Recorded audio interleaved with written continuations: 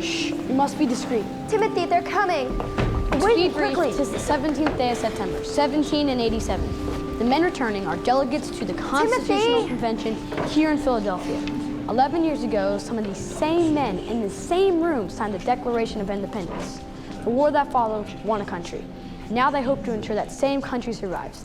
They have been arguing for months, all the while creating a new form of government such as the world has never seen. Gentlemen, our business is known to you. The Constitution is composed. Your endorsements will be our final act.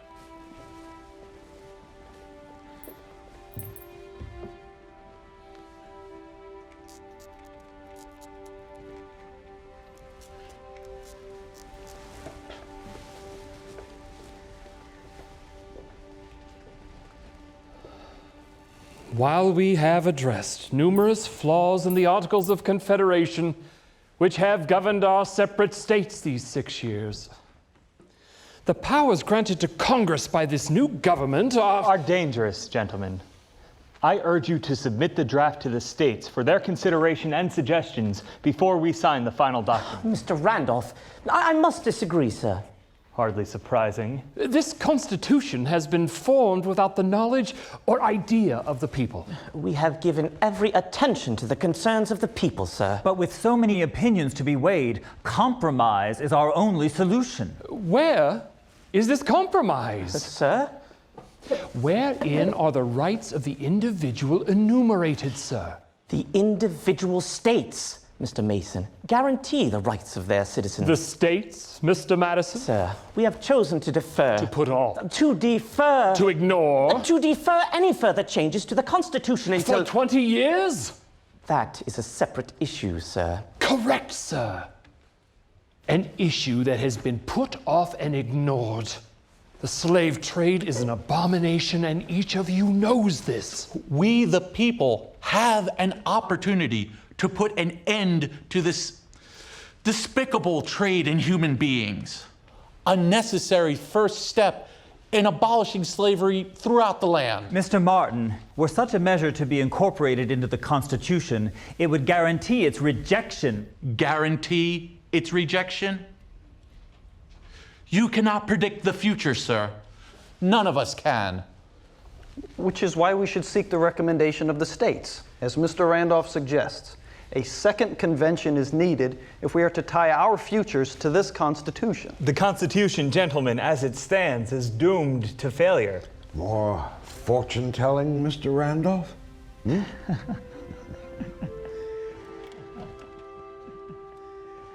Mr. Wilson, I have some thoughts here, if you would be so kind.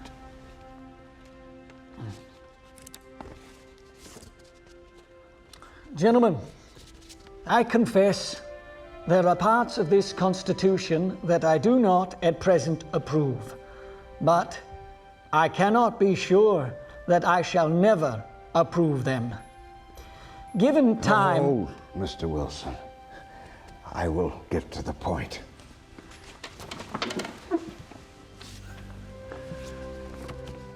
Learned men, respected men here gathered have arrived at this design for our country's governance. It is not perfect. It will never be, and so a second convention would be pointless.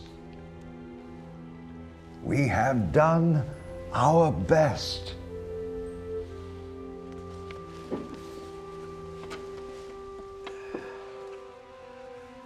And we are done. The people will decide if we have done well.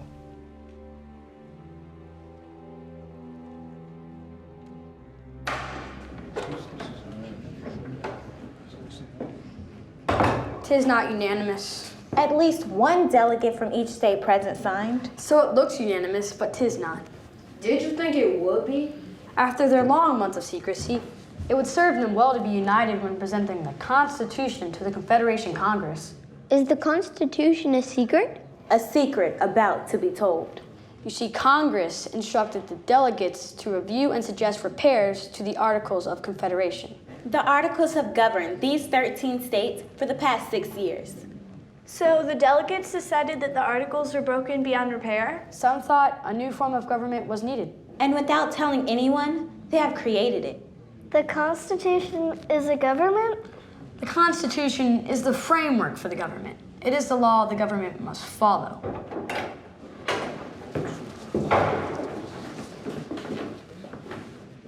Make all haste to New York, Mr. Jackson, before the Congress adjourns its session.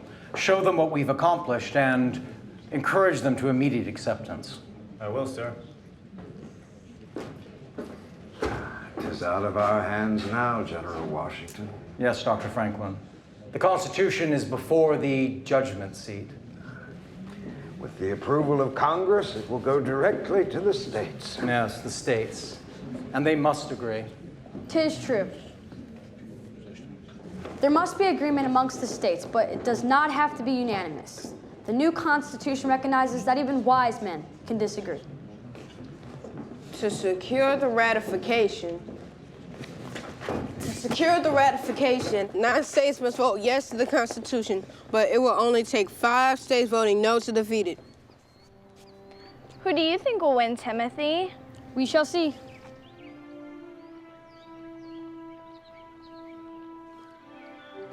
Forgive me. You must be wondering who we are. We are the children who inherit this government these men are creating. The Constitution reads, "We the people of the United States, in order to form a more perfect union, establish justice, ensure domestic tranquility, provide for the common defense, promote the general welfare, and secure the blessings of liberty to ourselves and our posterity, to ordain and establish this Constitution for the United States of America." 'Tis easy to think of these words as only belonging to the adults who have written them. They'll soon be ours, our inheritance, our future, and yours as well. It seems only fitting that we should try to understand what they mean.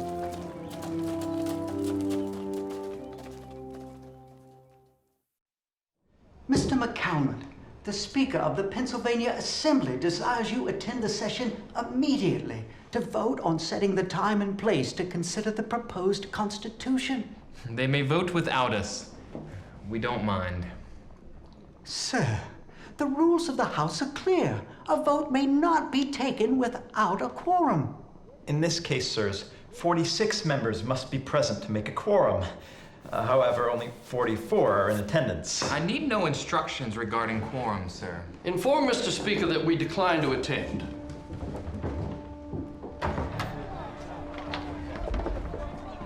They will not come.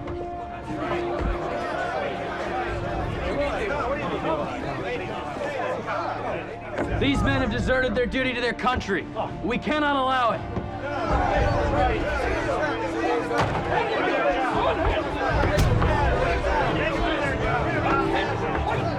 What is the meaning of this?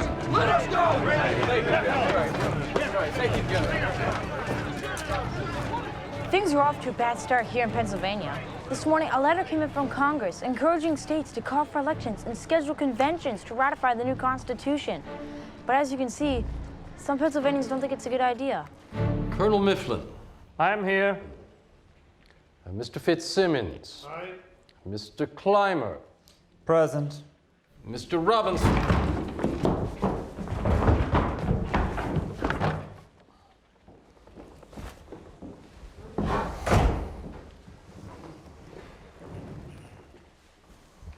Mr. Robinson? Present. Mr. Miley? I am here. Mr. McCalmont? Mr. McCalmont? McCalmont is here, sir. Very good, sir. We have a quorum. I must protest, sir. I am held by force against my will. I ask that I be dismissed. In truth, sir, we cannot detain him as if he were a criminal. His conduct of late is criminal, sir. It is his intent to deny the good people of Pennsylvania the right to determine the course of their own futures. You will remain, Mr. McCalman, as the vote is taken.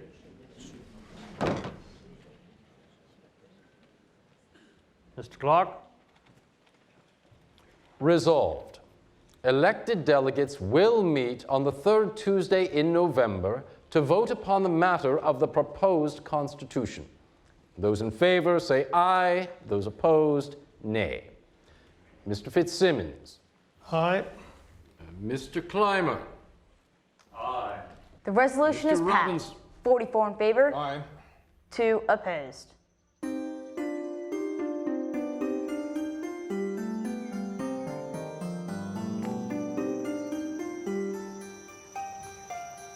The controversy over ratification is not limited to Pennsylvania.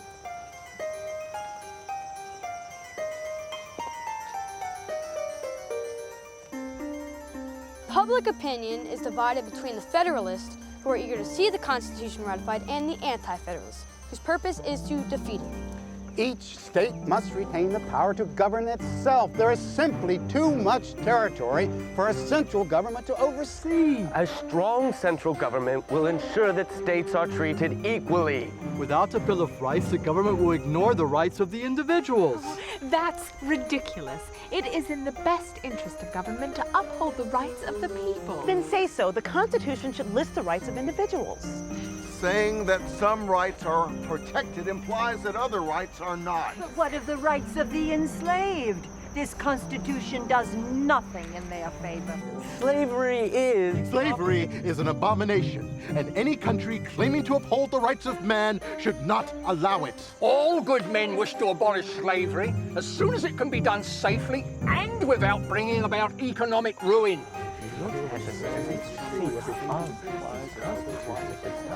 Whether or not the states vote to adopt the Constitution, when we look back on their decision in future years, we should remember that both sides want what is best for the country. They just have different ideas what best will be.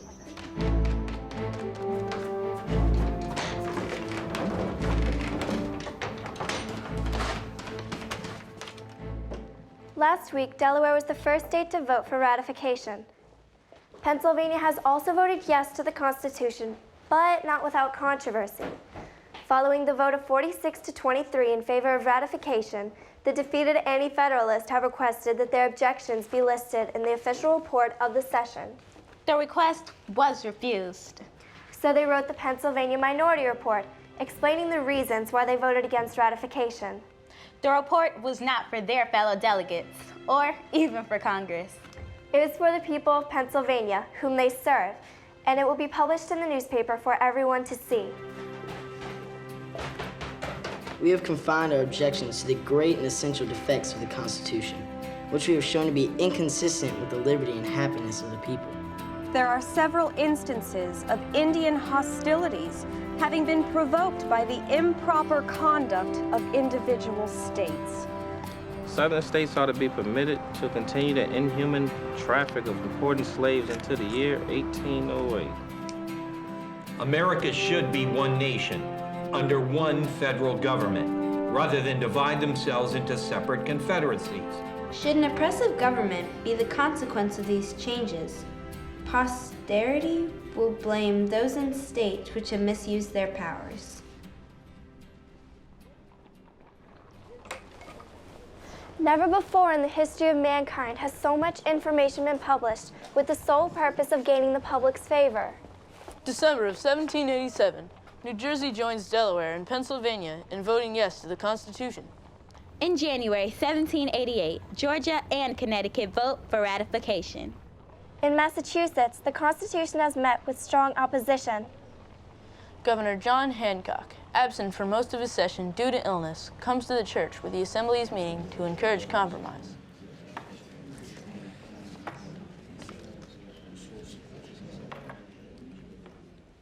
Gentlemen, I fully support the Constitution. In truth, I believe it to be indispensably necessary to save our country from ruin. Anti-Federalists are insisting that amendments listing the rights of the people be attached to the Constitution, or they will not ratify. It is our duty, gentlemen, to accept or reject the Constitution as written. But there is room for compromise. Let us ratify now, on condition that when Congress meets, our concerns will be addressed. Hancock's appeal is successful. The promise to ratify now and amend later convinces the majority to vote yes for ratification.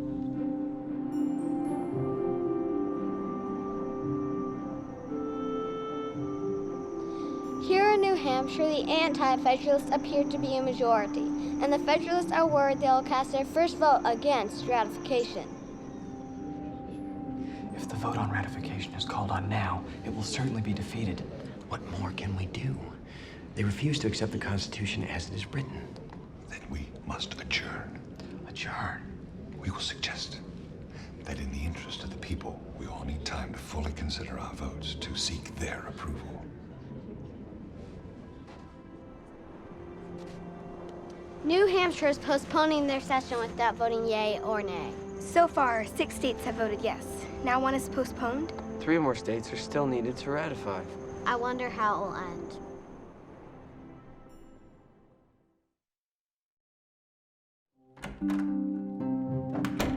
Maryland is added to the list of ratifying states. At South Carolina as well, Thomas. Are we done yet? Not quite yet. We need one more. Then we'll have 9. Then we'll be done? Theoretically. What do you mean theoretically? With 9 votes, the Constitution goes into effect, right? Well, neither Virginia nor New York have voted yet. They are big states, Anne. If they vote against the Constitution and don't support its authority, that could be a problem. North Carolina and Rhode Island haven't voted either. Rhode Island won't vote. They didn't even send a delegate to the Constitutional Convention. In New Hampshire? New Hampshire has reconvened, reconsidered, and ratified. That's 9. What? That's nonsense for ratification. Is it over? It's over. Theoretically. In Virginia, the Ratification Assembly meets in a Richmond theater. It's the only place big enough to hold all of the delegates and spectators.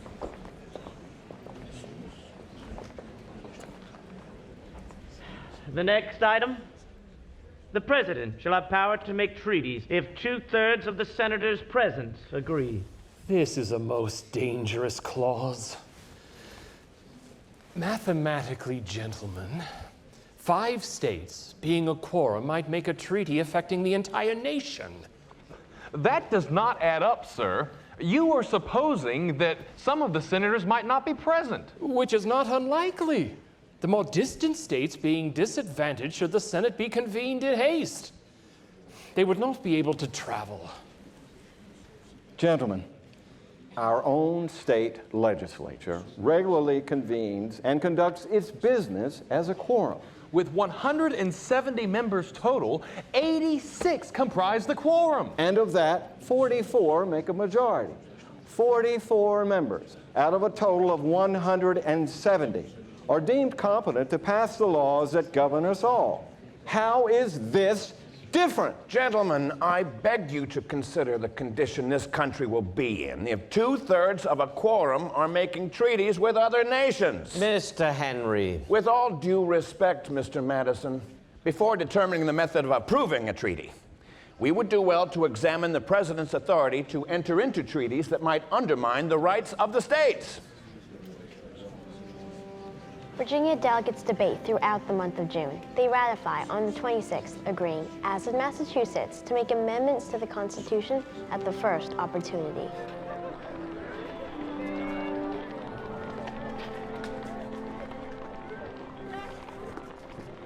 Nowhere else have the people been so well informed about the Constitution as in New York. There are letters here from Agrippa, Brutus, and Cato. Aren't they ancient Roman politicians? They are. Modern authors, by signing as Roman statesmen, hope to be recognized as defenders of the Republic and against ratification. And the Federalists? Those papers are in favor of the Constitution. The delegates are coming. They had us by only 3 votes. Astounding. 'Tis well we keep the states united. And the promise has been to work within the new government towards a Bill of Rights. New York is ratified, so it seems.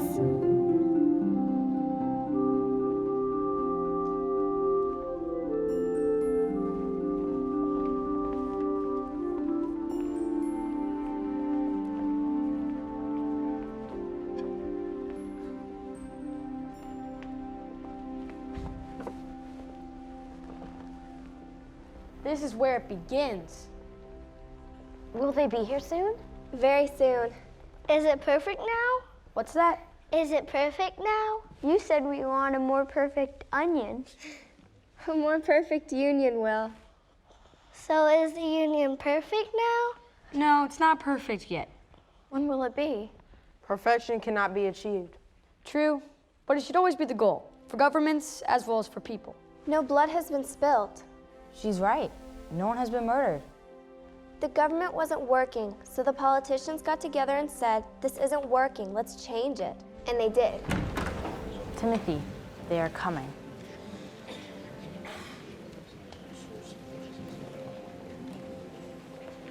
What's going to happen, Timothy? The United States Congress is about to meet. The first Congress under the new Constitution.